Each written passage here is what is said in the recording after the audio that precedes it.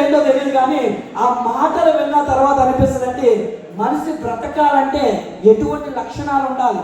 అసలు మీటింగ్ కోసం లేదంటే మన వెస్టేజ్ కోసం మాట్లాడే కదా, జీవితం కోసం మాట్లాడతారు. నిజంగా చెప్తానండి, సుబ్బయ్య సార్ మాటలు వింటే ఒక వ్యక్తి పిల్లల్ని ఎలా పెంచవచ్చు, ఒక వ్యక్తి భార్యను ఎలా చూసుకోవచ్చు, లేదా భర్త అయితే భార్యను ఎలా ప్రేమగా చూసుకోవాలి, కుటుంబాన్ని ఎలా కట్టాలి, సమాజంలో ఎలా ఉండాలి, ఎటువంటి ఆలోచన ఉండాలి, ఎలాంటి మైండ్ ఉన్న వాళ్ళు సక్సెస్ సాధిస్తారు అనే విషయాలన్నీ కూడా నేను మైసూరులో విని అసలు సుబ్బయ్య సారేనా మాట్లాడేది అని ఆశ్చర్యపోయాను. ఎసార్ను మైసూరు వచ్చిన వాళ్ళు చెప్పండి, ఎసార్ను నిజంగా అద్భుతం అండి.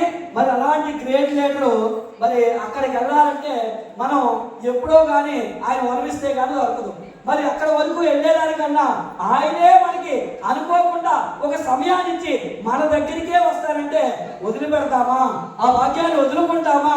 అంత గొప్ప అవకాశాలు మనం విడిచిపెడతామా? సాక్షాత్తు భగవంతుడు రూపేణా ఈరోజు మన దగ్గరకు వచ్చి దేవుడు మనకి మనందరి జీవితాల్లో సక్సెస్ ఇవ్వాలని, మనందరి జీవితాల్లో వెలుగులు నింపాలని, మన జీవితాలు మరి ఎంతో గొప్పగా తీర్చిదిద్దాలని చెప్పి మరి కోరుకున్నాడు. కాబట్టి ఈరోజు మనందరి మధ్యకి the great legendary person Subbaiah sir వచ్చారు.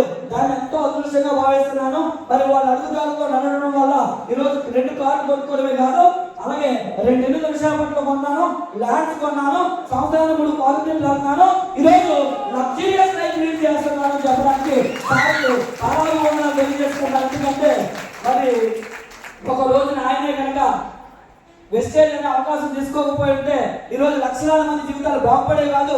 అందులో నేను ఒక సముద్రంలో కాకిరెట్ లాంటి నేను కూడా మరి ఈరోజు సక్సెస్ అవ్వేది అంటే కారణం ఏంటంటే ఆ రోజు ఆయన తీసుకున్న నిర్ణయం, ఆయన నడిపించినటువంటి టీముని లీడ్ చేసినటువంటి విధానం, ఆయన పెట్టినటువంటి క్రమశిక్షణ సిస్టమ్ అంటే ఎలా ఉంటుందో చాలా మంది లీడర్లు చూశానండి.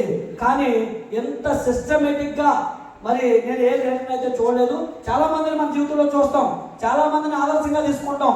వాళ్ళు ఒక్కొక్కరిలో ఒక్కొక్క కోణాన్ని గమనిస్తాం. కానీ మరి సుబ్బయ్య సార్లో నేను గమనించింది ఏంటంటే ప్రతి కోణంలో కూడా ఎక్కడ కూడా గర్వం అనేది ఉండదండి. ఈరోజు మనం ఒక 50,000 లక్ష రూపాయలు వస్తే కాళ్ళు ఎగరేస్తాం, బెండా కొడతాం, టైం ఇవ్వడానికి ఆలోచిస్తాం.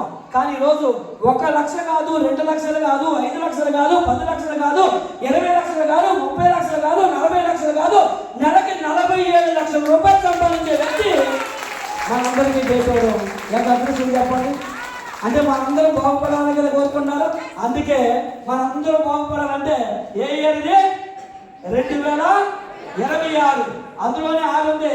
అందరూ గ్రౌండ్ ఎయిర్లు అవ్వాలి, అందరూ 6 కొట్టాలి, అందరి జీవితాల్లో వెలుగులు నింపాలి, అందరూ కూడా సక్సెస్ ని సొంతం చేసుకోవాలని భావిస్తూ మరి ఈ గ్రేట్ సెక్షన్ మన అందరికీ ఇవ్వడానికి వచ్చినటువంటి సుబ్బయ్య సార్ని మీ అందరి సమక్షంలో ఒకసారి లేచి నిల్చొని జోరుగా చెప్పండి అంటే సార్ స్టేట్ సాధారణంగా ఆహ్వానించాలనుకుంటున్నాను.